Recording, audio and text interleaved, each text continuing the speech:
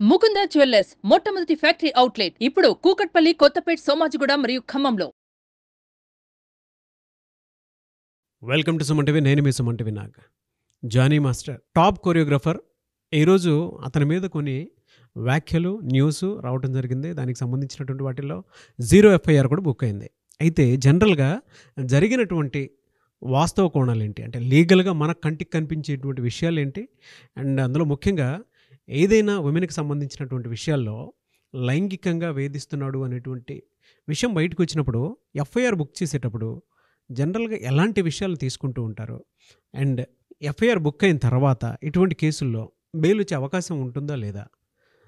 ఈరోజు మనతో పాటు దానిపై మాట్లాడడానికి హైకోర్టు అడ్వకేట్ రవీంద్రనాథ్ గారు ఉన్నారు. వారి మాటలు అడిగి తెలుసుకుందాం.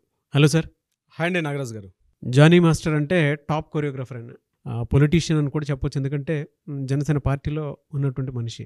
కొద్దిసేపు క్రితమే జనసేన పార్టీ నుంచి కూడా అంటే సస్పెండ్ చేసినట్లు కూడా తెలుస్తూ ఉంది.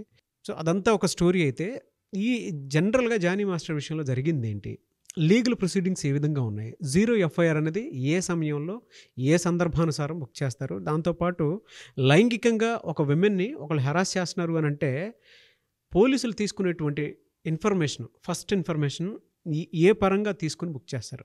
నాగరాజ్ గారు, ఇప్పుడు మీరు చెప్పినటువంటి జానీ మాస్టర్ ప్రముఖ కొరియోగ్రాఫర్ ఎవరైతే ఉన్నారో ఇతని మీద ఒక FIR నమోదైందని, సెక్సువల్ హెరాస్మెంట్ తన మీద చేశారని చెప్పి ఒక మహిళ కంప్లైంట్ చేయడం జరిగింది. అయితే యాక్చువల్గా సెక్సువల్ హెరాస్మెంట్స్ విషయంలో పోలీసులు ఎటువంటి విధి విధానాన్ని అనుసరిస్తారు, కోర్టు ఏం చెప్తుంది, న్యాయస్థానాల్లో వీటి మీద ఎలాంటి ప్రొసీడింగ్స్ ఉంటాయి అన్నది నేను మీతో కొంత షేర్ చేసుకునే ప్రయత్నం చేస్తాను. దీనికి సంబంధించి ముఖ్యంగా జానీ మాస్టర్ గారి మీద ఈ లైంగిక ఆరోపణలు అంటే సెక్సువల్ అబ్యూజ్మెంట్ కానీ హెరాస్మెంట్ విషయాలు వచ్చేటప్పుడు అంటే ఏ మహిళ అయినా సరే అంటే ఫస్ట్ 0 FIR అంటే ఏంటి కొంత మీకు వివరించే ప్రయత్నం చేస్తాను. ఏ మహిళ అయినా సరే, నాట్ ఓన్లీ మహిళే కాదు, ఎవరైనా సరే తాను ఉన్నటువంటి ఒక పోలీస్ స్టేషన్ పరిధిలో ఉంటుంది. తను ఒక పోలీస్ స్టేషన్ పరిధిలో కాకుండా రీసెంట్గా మనకి 2018 వచ్చినటువంటి సెంట్రల్ గవర్నమెంట్ యాక్ట్ ప్రకారం ఎవరు ఎక్కడి నుంచైనా FIR నమోదు చేసుకోవచ్చు. అంటే తను ఉన్నటువంటి పోలీస్ స్టేషన్ పరిధి, ఇంతకుముందు ఎలా ఉండేది, ఏ పోలీస్ స్టేషన్ పరిధిలో ఉంటే ఆ పోలీస్ స్టేషన్కి వెళ్ళి అక్కడికి వెళ్ళి పోలీస్ కంప్లైంట్ చేయడం అనేది రెగ్యులర్ సిస్టమ్.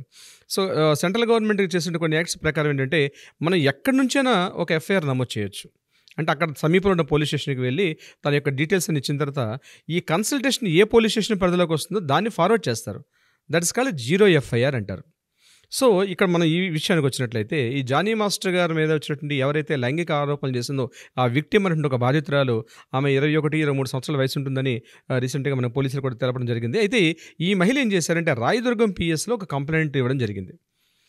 కంప్లైంట్ ఇచ్చేటప్పుడు ఎవరైనా వ్యక్తి వచ్చి కంప్లైంట్ ఇస్తే ఇమీడియట్ తీసేసుకుంటారా అంటే తీసుకోరండి. ఇమీడియట్గా ఏం చేస్తారంటే వాళ్ళకు కొన్ని ఎవిడెన్సెస్ చూపించాలి. డెఫినెట్గా నేను పలానా వ్యక్తి మీద నేను అప్లికేషన్ తీస్తున్నాను, లేకపోతే ఆయన మీద అలిగేషన్ తీసుకొస్తున్నాను అంటే డెఫినెట్గా కొన్ని ఆరోపణలు చేయడంతో పాటు కొన్ని సాక్ష్యాధారాలు చూపించగలగాలి. అంటే పోలీస్ ప్రొసీడింగ్స్ ఎలా ఉంటే నేను చెప్తాను. చెప్పిన వెంటనే ఏం చేస్తారంటే ఎవరి మీద అయితే అప్లికేషన్స్ వస్తాయో ఆ పర్సన్ని పిలిపిస్తారు. జనరల్గా పిలిపించి ఆయనతో మాట్లాడి ఇవి కరెక్టా కాదని మాట్లాడతారు. మాట్లాడిన తర్వాత FIR నమోదు చేస్తారు. This is the system. First ఇంట్రాగేషన్కి పోలీసులు పిలుస్తారు. ఒక వ్యక్తి వచ్చి తన కంప్లైంట్ ఇవ్వగానే ఆ పర్సన్ ఇమీడియట్గా పిలిపిస్తారు. పిలిచి పోలీస్ స్టేషన్లో మాట్లాడతారు. మాట్లాడిన తర్వాత ఆ యొక్క సాక్ష్యాధారాలు బలంగా ఉన్నాయని పోలీసులు నమ్మిన తర్వాతనే FIR నమోదు చేస్తారు. సరే, ఇవి జరిగిందా జరగలేని విషయం మనకు ప్రస్తుతానికి అప్రస్తుతమైనప్పుడు కూడా మనకు అంత క్లియర్గా తెలియదు. బట్ ఏదైనప్పుడు కూడా ఈ అమ్మాయి ఎవరైతే ఉన్నారో ఈ అమ్మాయి మీద ఈ అమ్మాయి ఒక FIRని అయితే రాయదుర్గం PSలో చేసినప్పుడు రాయదుర్గంలో ఉన్న పోలీస్ స్టేషన్లు ఈ కేసు నార్సింగ్ పోలీస్ స్టేషన్లో పరిధిలో వస్తుందని చెప్పి అక్కడ నార్సింగ్ PS పరిధిలోకి ట్రాన్స్ఫర్ చేశారు. దిస్ కాల్డ్ 0 FIR అనే word meaning, that is called meaning of 0 FIR. అంటే ఇప్పుడు నార్సింగ్ పోలీస్ స్టేషన్ ఏం చేశారంటే విచారణ స్వీకరించారు, ఇంట్రాగేషన్ కోసం ప్రొసీడింగ్స్ మొదలుపెట్టారు. అయితే ఈలోగా మరి జానీ మాస్టర్ గారిని పిలిచారా పిలవలేదంటే మనకి ఇంకా ఇన్ఫర్మేషన్ రాలేదు. బట్ మనకి FIR నమోదైంది. ఆ FIR యొక్క డీటెయిల్స్లోకి మనం వెళ్ళే ప్రయత్నం చేద్దాం నాగరాజ్ గారు. ఈయన మీద చేసినటువంటి FIR యొక్క డీటెయిల్స్ ఏంటంటే ఈయన మీద సెక్షన్ 376 అనేటువంటి 376/2/N అన్నటువంటి ఒక సెక్షన్ ఈయన మీద నమోదు చేశారు. దాని అర్థం ఏంటంటే దట్ ఇస్ కాల్డ్ రేప్. అంటే 376/2/N అంటే ఒకే వ్యక్తి ఒకే మహిళపై అనేక మార్లు అత్యాచారం చేయడాన్ని ఇది N సూచిస్తుంది అనమాట. 376/2/N అనేది ఒకే వ్యక్తి ఒకే మహిళపై రిపీటెడ్గా అత్యాచారం చేయడం కింద సెక్షన్ కిందగా ఇది చూపిస్తుంది. ఇది చాలా కాగ్నిజబుల్ అఫెన్స్, అంటే చాలా సివియర్ ఆబ్లిగేషన్. దీని మీద బహుశా బెయిల్ వచ్చే అవకాశం కూడా చాలా తక్కువ ఈ యొక్క సెక్షన్ మీద. అంటే వీలైతే అప్ టు 10 years వరకు జైలు శిక్ష ఉంటుంది, వీలైతే మరణదండన కూడా వేసే సెక్షన్ ఉంటుంది. అంటే ఇవన్నీ కోర్టులో ట్రయల్స్ అన్ని ప్రూవ్ అయ్యి ఎవ్రీథింగ్ అయినప్పటికీ అప్పుడున్నటువంటి పోలీస్ అంటే అప్పుడున్నటువంటి జడ్జి గారు న్యాయస్థానాలు ఏం చెప్తాయంటే ఈ సెక్షన్ మీద ఉన్నటువంటి అంటే ఈ యొక్క సెక్షన్కి శిక్షలే ఉంటాయని చూపిస్తాం మనం. సో 376/2/N అనే సెక్షన్కి మీనింగ్ ఎలా ఉంటుందంటే ఇది అప్ టు 10 years లేదా మరణదండన కూడా వేసే అవకాశం కూడా ఉన్నటువంటి ఈ సెక్షను ఈ 376/2/N అన్నటువంటి సెక్షన్. రెండవది క్రిమినల్ ఇంటిమిడేషన్ 506. ఇది ఏం చూపిస్తుందంటే మన 506 అనేటువంటి సెక్షన్ ఏదో చెప్తుందంటే ఇది కంప్లీట్గా తీవ్ర బెదిరింపులు. ఇది మళ్ళీ 2 రకాలుగా ఉంటుంది. మామూలుగా బెదిరింపులు, తీవ్ర బెదిరింపులు. ఫర్ ఎగ్జాంపుల్ మామూలుగా బెదిరించండి, నేను అంత చూస్తాను, నేను చంపేస్తా, ఇట్లాంటి వర్డ్స్ వాడతారు చూడండి. ఇవి రికార్డ్ చేసుకుని కానీ చెప్పగలిగితే సాధారణ బెదిరింపులు, నీ ఆస్తి మొత్తం కబ్జా చేస్తా, నీ ఎంత చూస్తా, నేను చంపేస్తా, ఇట్లాంటి వర్డ్స్ వాడతారు చూడండి. అట్లాంటి వాడేటప్పుడు మనం సెక్షన్ 506 కిందకు వస్తుంది. దీంట్లో తెలిపేది ఏంటంటే అప్ టు మ్యాక్సిమం 10 years శిక్ష కూడా ఉంటుంది. మామూలు సాధారణ అయితే 1 to 3 years వేస్తారు. తీవ్రంగా ఉన్నటువంటి నేరారోపణ అయితే మాత్రం దీన్ని మరలా అప్ టు 10 years వరకు వేసే శిక్ష ఉంటుంది ఈ 506. ఇది కూడా ఈయన మీద నమోదు చేయడం జరిగింది. ఇక మూడవది వాలంటరీ కాజింగ్ హర్ట్, అంటే ఇది సెక్షన్ 326 కింద వస్తుంది. అంటే ఏంటి, కత్తితో కానీ తుపాకీతో కానీ లేదు ఏదైనా పదునైన ఆయుధంతో నువ్వు నా కోరిక తీర్చకపోతే నేను చంపేస్తా అన్ని బెదిరింపులు అనమాట. బెదిరింపులకు పాల్పడడం. అలాగే యాసిడింగ్ అంటే రెడ్ కలర్ ఆమ్ల పదార్థాలతో అటాక్ చేయడం, యాసిడ్స్ చేయడం, రక్తం వచ్చేటట్టుగా కొట్టడం, అంటే ఏవైనా అటువంటి కెమికల్ యూజేషన్ చేసినప్పుడు ఈ 326 అటువంటి సెక్షన్ యూజ్ అవుతుంది అనమాట. ఇది కూడా అప్ టు 10 years వరకు ఉన్నటువంటి శిక్ష ఈ 326 అనేటువంటి ఈ యొక్క సెక్షన్. సో మనకు అందినటువంటి ఎఫ్ఐఆర్ రిపోర్ట్ ప్రకారం జానీ మాస్టర్ గారి మీద ఈ అమ్మాయి ఎవరైతే విక్టిమ్ ఉందో అభియోగం చేసినటువంటి అభియోగాలు ఈ సెక్షన్స్ కింద చేయడం జరిగింది. సో ఇప్పుడు ఏం చేస్తారు, నెక్స్ట్ ప్రొసీడింగ్స్ ఎలా ఉంటాయంటే ఇమ్మీడియట్గా ఈ నార్సింగి పోలీస్ స్టేషన్లో ఉన్నటువంటి ఈ నమోదైన కేసు ఇది రాజేంద్రనగర్ కోర్టు కిందకు వస్తుంది. ఇది ఎలా ఉంటుందంటే ఈ ఇమ్మీడియట్గా వాళ్ళని కస్టడీలో తీసుకుంటారు, ఇమ్మీడియట్గా అరెస్ట్ చేస్తారు. ఎఫ్ఐఆర్ కింద అరెస్ట్ చేసి ఇక్కడే పోలీసులు ఏం చేస్తారంటే వీలైతే అరెస్ట్ చేసి కూడా ఇంట్రాగేషన్ కింద 1-2 days కూడా పెట్టే అవకాశం ఉంటుంది. యాక్చువల్గా వీళ్ళకి రూల్ ప్రకారం ఏంటంటే అరెస్ట్ చేయగానే వితిన్ 24 hours కోర్టులో ప్రొడ్యూస్ చేయాల్సి వస్తుంది. బట్ ఇక్కడ 2 days చేస్తారా, 1 day పెడతారా, ఇమీడియట్గా ఏ రోజు అయితే కోర్టులో ప్రొడ్యూస్ చేసిన రోజు నాడే అరెస్ట్ చూపిస్తారని దట్ ఈస్ డిఫరెంట్. చేసినప్పుడు కోర్టులో ప్రొడ్యూస్ చేస్తారు ఇమీడియట్గా. ఇప్పుడు ఏం చేస్తారంటే కోర్టులో ప్రొడ్యూస్ చేసినప్పుడు ఇమీడియట్గా ఈయనకి 14 days రిమాండ్ అయితే కోర్టు విధిస్తుంది. ఈయనకి దగ్గరలో ఉంటే బహుశా మన హైదరాబాద్ పరిధి కాబట్టి సైదాబాద్లో జైలు వైపు పంపించే అవకాశం ఉంటుంది. 14 days అక్కడ రిమాండ్లో ఉంటారు. ఈయన ఇక్కడ కంప్లీట్ 14 days ఉండేటప్పుడు దీని మీద ఈ రిపోర్ట్స్ దీని మీద ఇంట్రాగేషన్ చేస్తారు, అవునా కాదని విషయాల మీద పోలీసులు ఇంట్రాగేషన్ చేస్తారు. దట్ ఇస్ కాల్డ్ రిమాండ్ అంటారు. రిమాండ్లో పెడతారు 14 days. 14 days అయిన తర్వాత మళ్ళీ జడ్జి గారి ముందు మళ్ళీ ప్రవేశపెట్టడం జరుగుతుంది. మళ్ళీ వీలైతే ఇంట్రాగేషన్ సరిపోలేదండి మళ్ళీ ఎక్స్టెండ్ చేయమంటే మళ్ళీ 14 days మళ్ళీ రిపీటెడ్గా 14 days చేసుకుంటూ వెళ్తారు. జనరల్గా నేను మాట్లాడుతున్నానండి, కోర్టులో జరిగే సిస్టమ్ నేను మాట్లాడుతున్నాను. ఇది జానీ మాస్టర్ గారికి ఈ విషయం చేస్తారా చేయలేదు దట్ ఈస్ ద సిచ్యువేషన్ మారిపోవచ్చు. బట్ కోర్టులో జనరల్గా సిచ్యువేషన్ నేను చెప్తున్నాను. ఇక్కడ ఏమవుతుందంటే ఇమీడియట్గా తనకు ఒక అరెస్ట్ చేసేటప్పుడు కూడా ప్రొసీడింగ్స్ ఎలా ఉంటాయంటే ఇమీడియట్గా ఆ వ్యక్తిని అరెస్ట్ చేసే ముందు ఎందుకు అరెస్ట్ చేస్తున్నావు ఏంటంది ఒక అరెస్ట్ వారెంట్ చూపిస్తారు, వారెంట్ ప్రకారం ఆయన అరెస్ట్ చేస్తారు.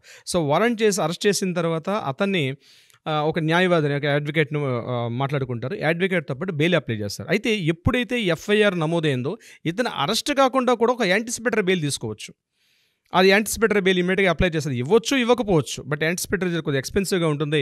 ఆ యాంటిసిపేటరీ బెయిల్ వస్తే ఇమీడియట్గా ఇది ఇంకా ఆయన అరెస్ట్ చేసే అవకాశం కూడా ఉండదు. అయితే దీనిలో యాంటిసిపేటరీ బెయిల్ వస్తుందా రాదండి సిచ్యువేషన్స్ని బట్టి అప్పుడున్నటువంటి కోర్టులో న్యాయస్థానంలో జడ్జి గారి యొక్క మూడ్స్ని బట్టి కూడా ఉండే అవకాశం కూడా ఉంటుందండి. నేను కొద్దిగా సాహసిస్తున్నాను నాగరాజు గారి వర్డ్ చెప్పడానికి. సో జడ్జిల మూడ్ని బట్టి కూడా మారిపోయే అవకాశం కూడా ఉంటుంది.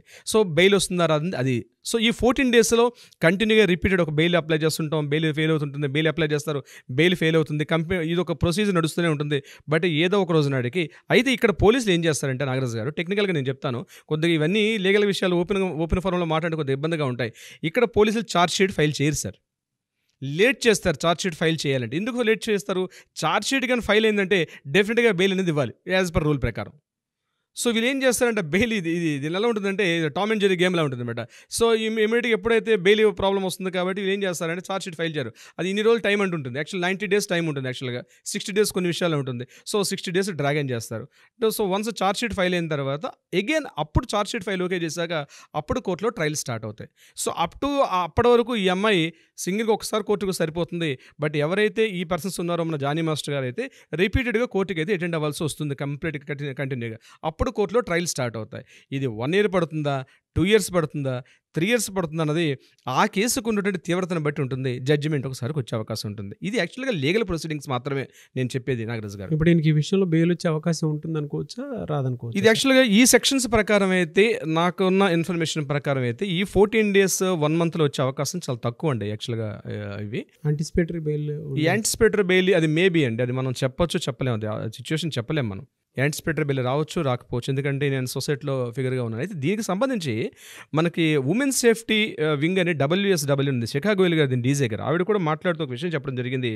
ఇవన్నీ కూడా ఒక ఇండస్ట్రీకి సంబంధించింది కాబట్టి ఒక పోష్ యాక్ట్ ఉంది, అంటే prevention of the sexual harassment act, posh act 2013 act ఇది. సో దీని ప్రకారం ఏంటంటే ఒక ఇంటర్నల్ కమిటీ, అంటే ప్రతి వ్యాపార సంస్థ కానీ ఒక ఆర్గనైజేషన్లో కూడా ఒక కమిటీ వేసుకోవాలి. ఇటువంటి ఏమైనా ఆబ్లిగేషన్స్ వచ్చేటప్పుడు ఫస్ట్ కమిటీకి ముందు చూపించాలి. కమిటీ యాక్సెప్టెన్స్ చేయకపోతే అప్పుడు యాక్చువల్గా ఎఫ్ఐఆర్ నమోదు చేయాలి. బట్ ఇక్కడ పోస్ట్ యాక్ట్ మీద చేయకుండా కొంతమంది సినీ ప్రముఖులు తన మీద ఫోర్స్ చేసినట్టుగా ఒక వార్త చెప్పడం జరిగారు. శిఖా గోయల్ గారు, డీజే అయినటువంటి శిఖా గోయల్ గారు, WSW అంటే ఉమెన్స్ సేఫ్టీ వింగ్ అని, దీనికి వింగ్ సంబంధించిన వ్యక్తి, ఆవిడ నిన్న మాట్లాడడం కూడా జరిగారు. తను ఏం చెప్తున్నారంటే, లైంగికంగా ఒక అమ్మాయి దాడి చేయడానికి మా మధ్యకు వచ్చిందని చెప్పి, ఒక అమ్మాయి తనకే డైరెక్ట్గా వచ్చి మాట్లాడని చెప్తూ, ఈ కేసులో కొంతమంది సినీ ప్రముఖులు మార్గనిర్దేశం చేశారని చెప్తూ ఆవిడ ఈ విషయాన్ని వెల్లడించడం జరిగింది. అయితే మేము లా అండ్ ఆర్డర్ రిఫర్ చేసి లా అండ్ ఆర్డర్లో దీన్ని ఎఫ్ఐఆర్ నమోదయ్యేటట్టుగా చేసామంట. అంటే నాకున్నట్టు నాలెడ్జ్ ప్రకారం ఏంటంటే, పోలీసులు తొందరగా ఇంత కాంప్లికేటెడ్ సెక్షన్స్ మీద పెట్టే అవకాశం లేదు. బహుశా అమ్మాయి బలమైనటువంటి కొన్ని సాక్ష్యాధారాలు చూపించి ఉండవచ్చు. ఎందుకంటే ఒకవేళ సాక్ష్యాధారాలు లేకుండా పోలీసులు మనం చేసామనుకోండి, వాళ్ళకి డ్యామేజ్ షూట్ వస్తుంది. మళ్ళీ పోలీసులకి ఏది పడుతుంది, పోలీసులు ఇమీడియట్గా ఎఫ్ఐఆర్ నమోదు చేసే అవకాశం లేదు. ఇమీడియట్గా ఒక విఐపీ పర్సన్, పబ్లిక్ ఫిగర్ కాబట్టి నా మీద లేకుండా చేసిన డైరెక్ట్ పోలీసుల మీద డ్యామేజ్ షూట్ చేసే అవకాశం కూడా ఉంటుంది. బహుశా అంత ఈజీగా పోలీసు అయితే ఎఫ్ఐఆర్ చేసే అవకాశం ఉండదు. దీనికి సంబంధించి లీగల్ ప్రొసీడింగ్స్ ప్రకారం అయితే కొంతవరకు ఆయనకి ఇబ్బందే. బట్ ఆయన యాంటిసిపేటరీ బెయిల్ వస్తుంది రాదని మనం చెప్పలేం. బట్ రావచ్చు, రాకపోవచ్చు. ఇది may not be also. So డెఫినెట్గా లీగల్ ప్రొసీడింగ్స్ అయితే ఇలా ఉంటాయి నాగరాజు గారు.